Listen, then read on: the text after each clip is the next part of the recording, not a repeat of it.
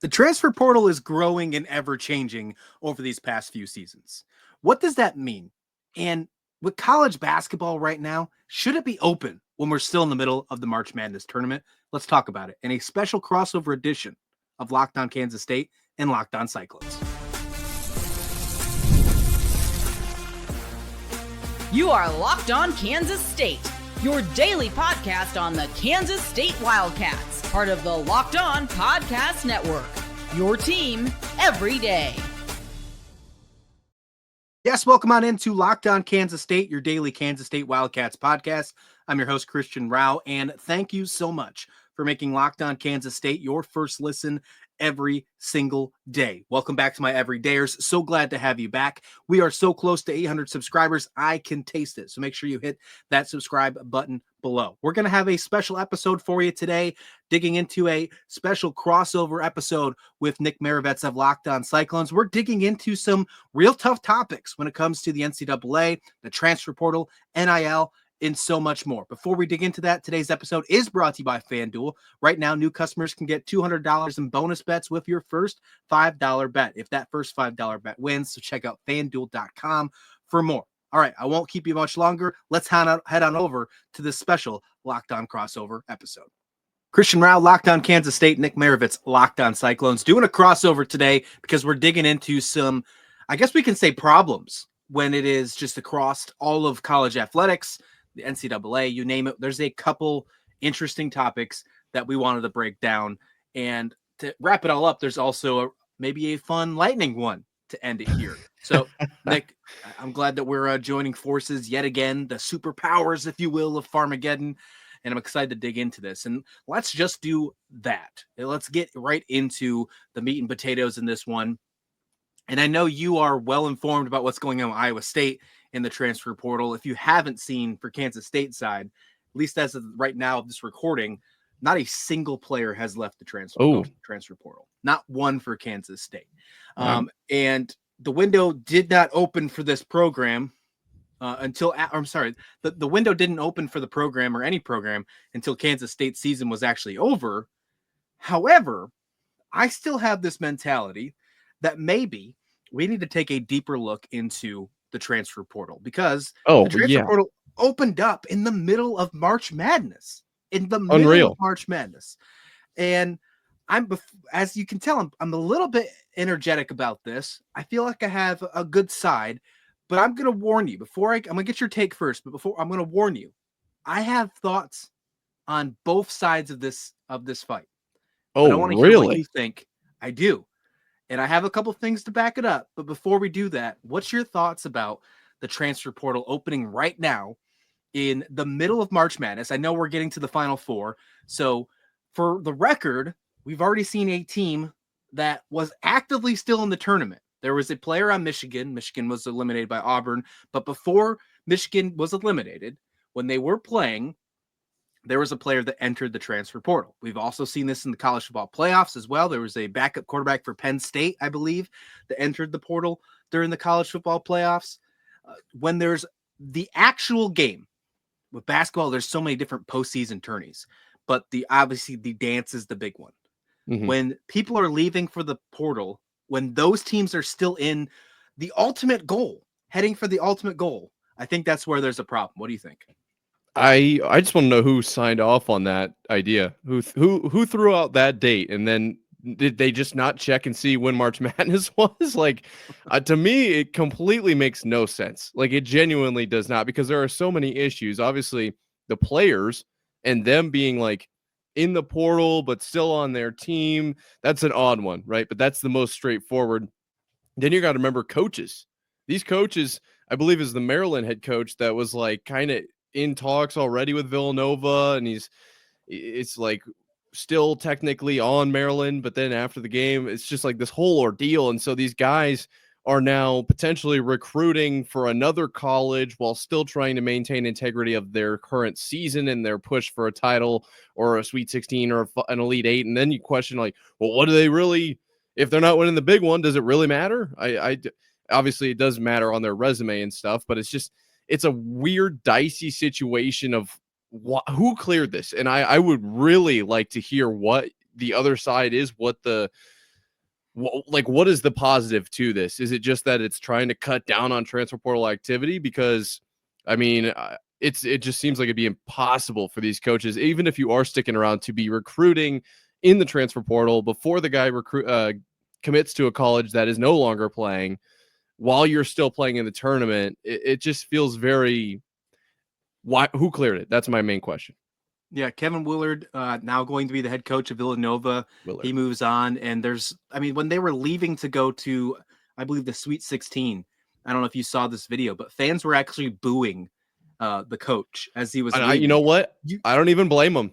But you take your team to the Sweet 16, you're in the middle of trying to get to this ultimate goal, and you're talking about going to a different program. Now, obviously, there's no transfer portal for head coaches. This is not what we're getting at. No. I like the way that you point at it, that it does have an impact because you're now going to be recruiting for a different school. I think we saw it firsthand in the Big 12 with West Virginia's coach who went for Indiana.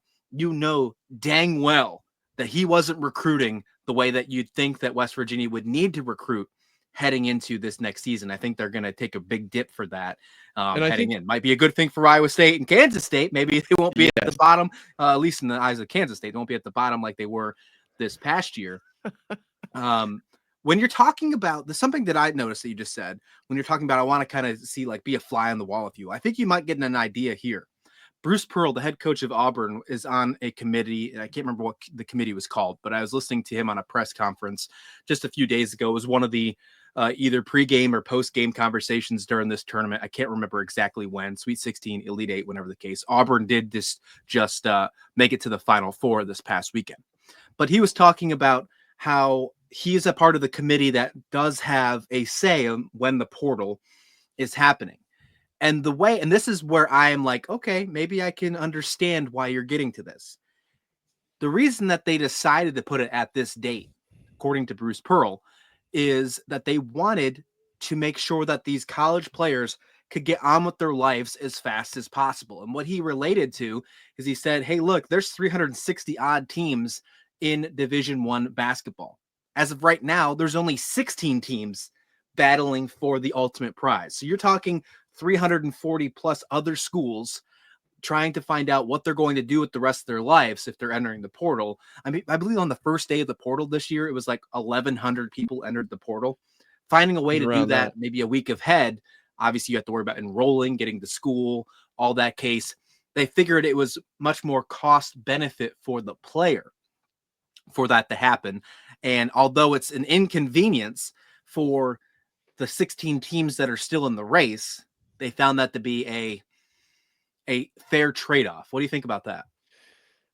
I don't necessarily. It is. It does. It's because it's like, it's hard. These are still student athletes. At the end of the day, you got to go to a whole. I mean, we talk all the time about like free agency. Are they going to leave? Are they not? Like, people don't consider the moving. You have to move, and so if you transfer from UCLA to Rutgers, you're moving across the country, and then you got to get into classes at 8 a.m. on Tuesday or whatever the case might be, and you got to figure out your new transcript and all that. So I guess I could see that angle, but also at the end of the day, like, this whole thing is just so out of whack. I don't know if that's the right answer. Still, I don't think that's black or white for me. I still think we're on the black end of a white, kind of black to white scale. That's the most Michael Jackson lyrics I think I've ever heard you say. It doesn't matter if you're black or white. I love it. Let me say this, though. Let's play devil's advocate for one more time here. The only player that we've talked about that has entered the portal with a team still in it in this basketball season is that Michigan player. And so we're saying out of all the players, the 1,100 players that entered the portal on day one, it's probably up to like close to 2,000, I'd assume now. I don't know the exact number. I'm sure you can get that off on 3 or something like that. I'm sure there's a stat somewhere on Twitter or the Google machine. But we are talking about one person that entered the portal while they're still in the tournament. And yet there's an uprise about the portal needs to be shifted to the right until either the Final Four or when the entire tournament is over. Should we be this upset about one player, one out of 1,100, or is this seriously an actual concern? You just love playing devil's advocate, too. I love it. I love it. I love it. I love my it. favorite And thing to do. you know what? I'll go the other side. I'll come right back at you. I think it's more about the principle. Okay. And at the end of the day, it's not so much about this year. There was one guy out of the 16, and we can pull up all the numbers and analytics we want. If Iowa State was in that, the Sweet 16, which unfortunately they fell short, you're looking at trying to recruit players into a class that, I mean, to be quite frank, Iowa State is losing a lot to graduation and now the portal with Deshaun Jackson entering in both of their guards. And when you're in the Sweet 16 now, you might not have guys entering right away, right? Deshaun Jackson enters. Does he do it right away? We don't know. We don't have the answer to that question. But nonetheless, Iowa State needs to make moves in the portal to be better for next season, to be better at that guard position. And so they have to be making those moves when they're still in the tournament, in theory, right? So I think it's more about the principle. Iowa State did not advance to the Sweet 16 this year. The numbers as they are, what they are that's fine. But next year, maybe it's 8 teams out of the Sweet 16 that are graduating their full starting 5. And, they have a ton of freshmen. Just make up any case scenario you want. You can find yourself with numbers all left and right. I think it's about the principle at the end of the day. Iowa State has what, as of right now, 4, 5 players leaving in the portal? I want to say 5 right now. Let's just say they get that win over Ole Miss. Let's say that happens and they make it to the Sweet 16. Now they're in the fact where this portal is actually affecting Iowa State.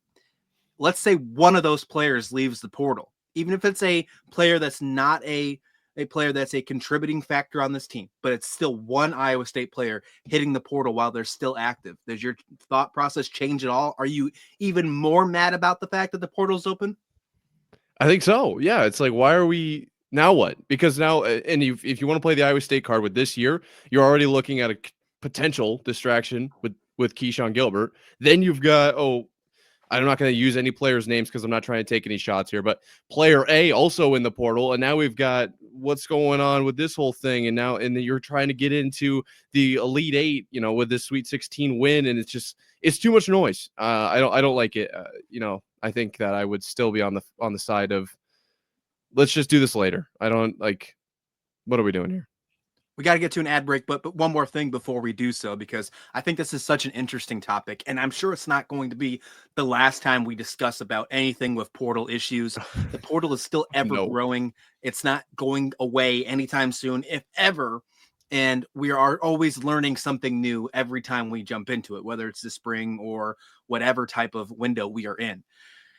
This also affects how coaches can build their next team. We've talked about with coaches moving on. But players and teams that are still in the tournament, should they focus on bringing in new players? Like, for example, Michigan State's coach Tom Izzo came out with some brilliant comments before the game against Auburn just a few days ago. And he was asked about the transfer portal, how he felt about, what's going on with Kansas State. Now, Michigan State has some players they're going to have to replace this next season. That's just the way that Tom Izzo builds his teams. He said, quote, "I'm going to worry about today about the guys I got in this program, and that's it. If it costs me later, so be it." I absolutely love that from Tom Izzo, and that is a totally Tom Izzo quote. I feel like if I would have gave you that quote and then asked you who it was, I feel like Tom Izzo probably would have been the guest there. But yeah. I don't blame Izzo whatsoever for giving that kind of comment.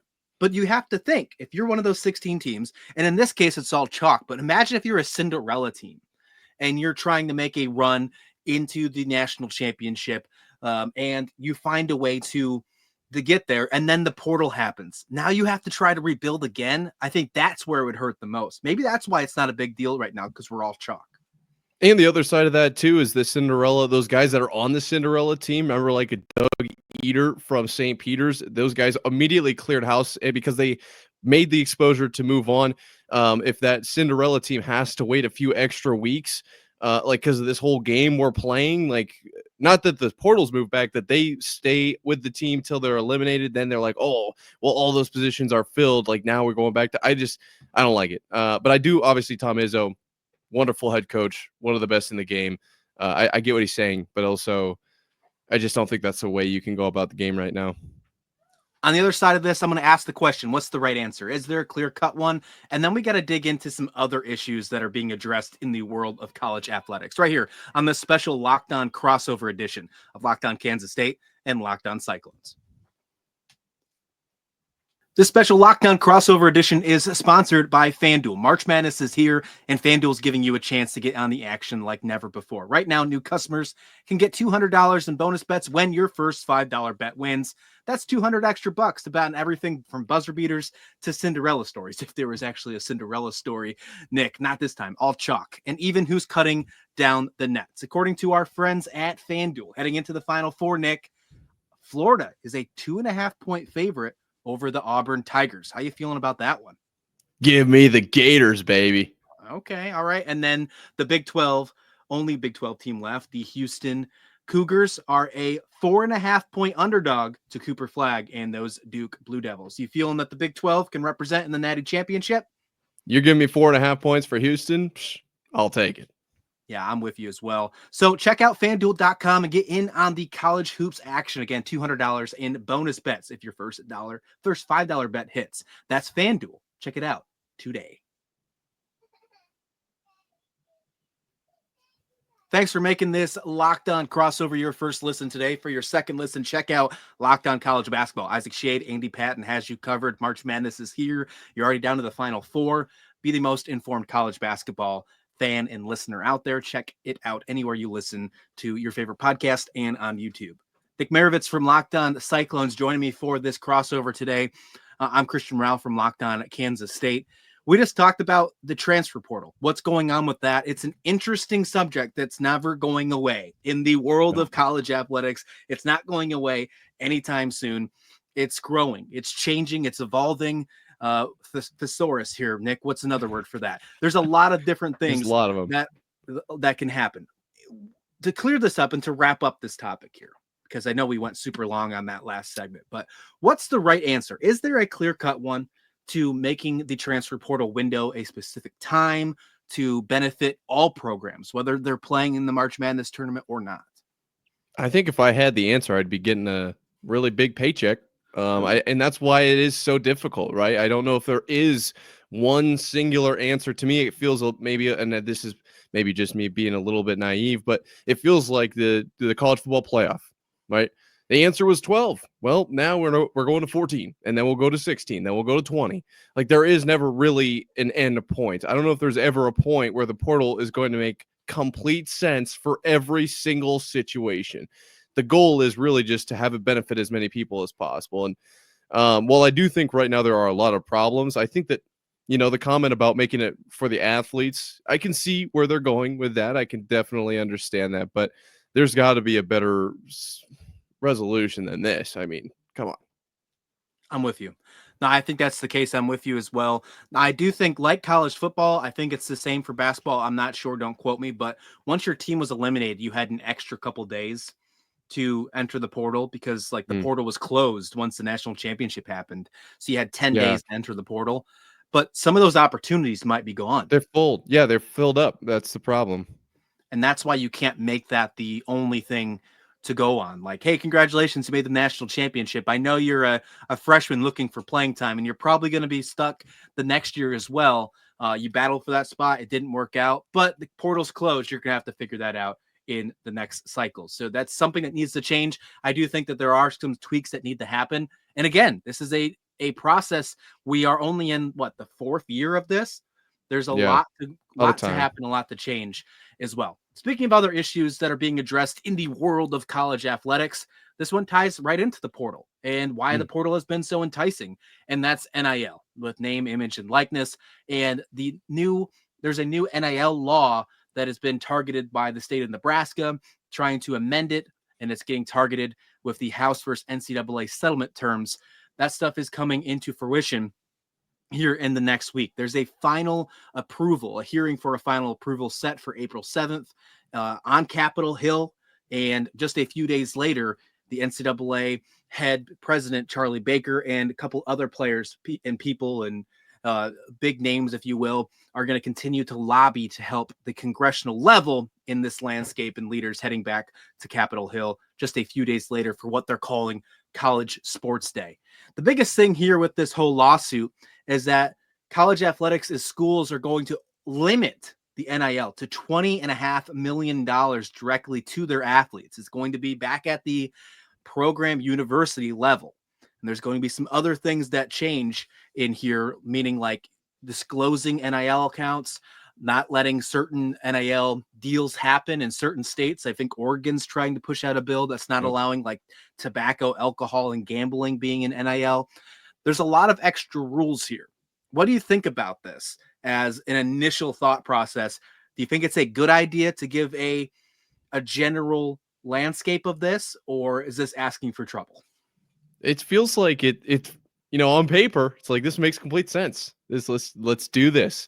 And then you just know that there was some comments already about like this is going to result in back to under the table. There's going to be a certain amount that's disclosed, and then the rest is going to be under the table. And so as much as the wild west, I don't think is like this is what we just talked about in the whole first segment, right? Like we don't know what it is. Unfortunately, we don't have the right answer right now. I don't know where to go.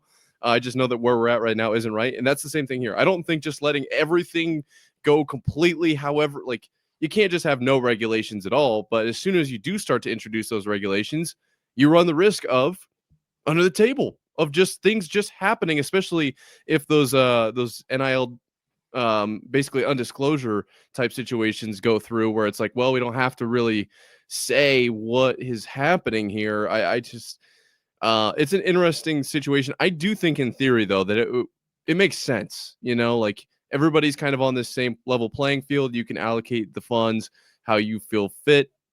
I just don't think that's how it's going to end up actually playing out.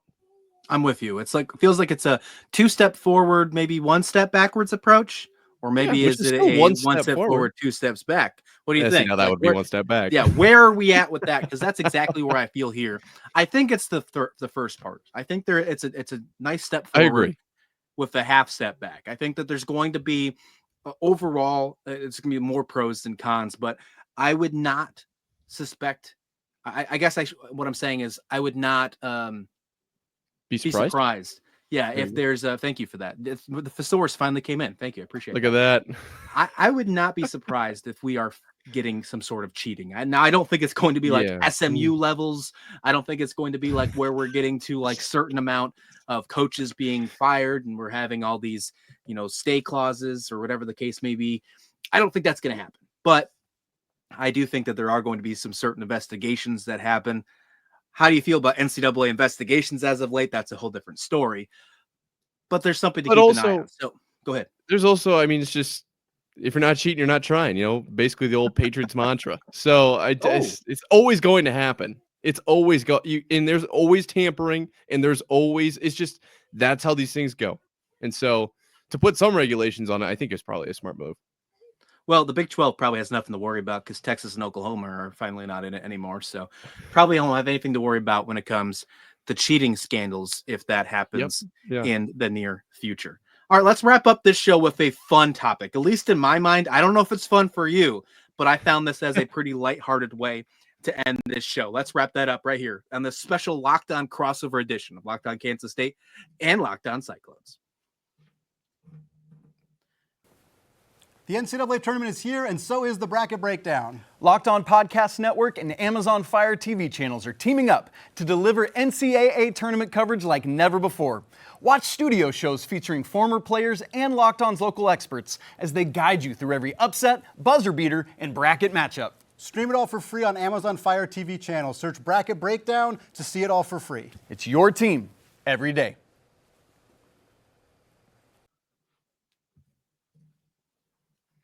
Christian Rauh, Nick Marovets here. I couldn't even say your name right. What was that? What Marovets. Nick Marovets. Maybe you need to change your Twitter account for that. Maybe change your profile picture. I don't know. But we're talking all different types of problems today with now we need to add one more, my speech, across college sports. Let's dive into a new development on a recent Big 12 gambling story.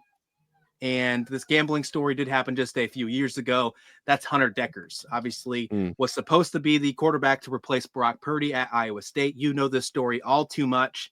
But there's this new development coming out, and there's a really nice feature that was on ESPN just a few days ago, talking about how Hunter Dekkers is entering the NFL draft and says he's ready. Hopefully he can find a spot on a professional team. Take me through your thought process when this entire thing happened a few years ago. Obviously, it was a crazy moment in college sports. And then what you think now about him being potentially an NFL quarterback. Yeah, this was a wild, just whirlwind of everything, right? From Brock Purdy and where the team was at, and then it's always Hunter Dekkers and then this whole thing, and it was a lot. I'm not gonna lie, it kind of hit you like a bus, and so he ends up, I don't even know what ended up happening on the legal side of things, but at the end of the day, he didn't play for the Cyclones, and now it's Rauh Becht, and I think maybe all things happen for a reason because obviously Rauh is really solid now, but Hunter Dekkers goes and balls out at Iowa Western, small community college out. I think it's by like Sioux City or ish, kind of. I don't even know. It's a little bit south of that maybe, but it's a great institution. I know a lot of players that have moved on from Iowa Western to big time roles all over the country. I'm not even joking. Like it is it's like a last chance U type of deal, but it's like not last chance, like they just go there and then they I don't know what it is, but they're what's in the water, but they go on to big things. And so Hunter Dekkers goes and balls out for them. And now looking to make a run at the NFL. And it seems like Jon Gruden has his back, which is always a positive sign. When his name popped up, there were a lot of Cyclone fans, myself included, that were like, whoa, what? Really? Okay. All right. So I think the fan base is kind of behind him. Like, hey, look, everybody makes mistakes. It is what it is. You didn't get to play out your full career as a Cyclone, but let's see you make some noise in the NFL. I think the real debate is, do we claim him as a Cyclone in the NFL or not? I don't make that decision, luckily. Well, he did participate in Big 12 Pro Day, and he did get a chance to throw at that. I would assume that he was there on an invite from Iowa State, just a guess, unless they just invited him because he was a JUCO and he was in that area. I mean, location-wise, it would make sense that he would be at that Pro Day, based on Iowa, right? And I guess you could make the Big Ten argument, I guess, as well, since the Hawkeyes, your little brother, as you mentioned last time we cross over. Yes.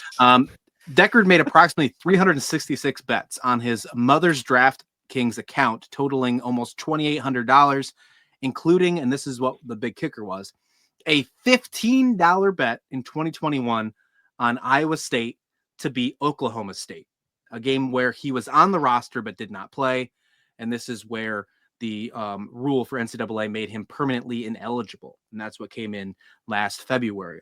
That's what sent him to JUCO. As you mentioned, he has been coached by Jon Gruden, who is a quarterback guru. I mean, his quarterback coaches are very well known across not just college sports and high school sports, but the NFL and everything as well.